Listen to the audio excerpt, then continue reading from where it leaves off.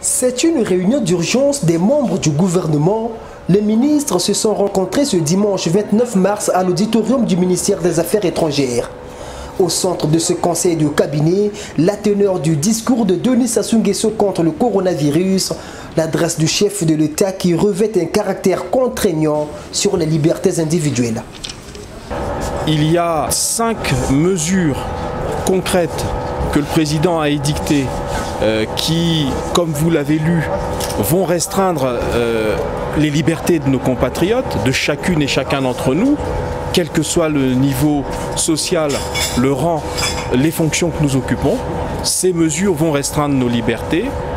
Il fallait bien donc que le gouvernement se réunisse en conseil de cabinet pour réfléchir aux mesures concrètes. Si on prend chacune des mesures, vous voyez bien que la population s'interroge.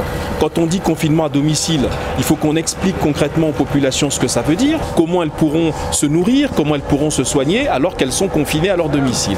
De même, quand on parle du couvre-feu, il faut qu'on explicite concrètement ce que ça voudra dire dans notre vie quotidienne. On le voit bien, couvre-feu, ça voudra dire qu'à partir de 20 h jusqu'à 5 h, on ne pourra pas être dans la rue.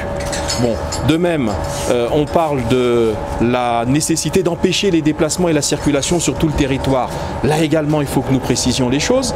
Comment atténuer les conséquences de ces mesures sur la vie quotidienne des populations congolaises? Dans quelles mesures compenser des pertes économico-sociales de ces mesures? Voilà les principales questions autour desquelles a gravité la réflexion des membres du gouvernement.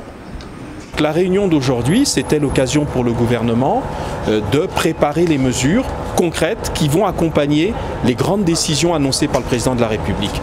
Et donc, si les choses se passent comme nous le voulons, demain, lundi, le gouvernement communiquera solennellement sur les mesures et leur accompagnement pour expliciter aux Congolais comment nous allons désormais vivre pour la période d'un mois qui va s'ouvrir. Donc voilà la situation telle qu'elle se présente. Confinement, couvre-feu, fonds de solidarité, prise en charge des personnes démunies, régulation des marchés. Voilà en substance les mots forts de l'adresse du président congolais à la nation. Ce discours a sonné comme de la foudre dans les oreilles du citoyen lambda.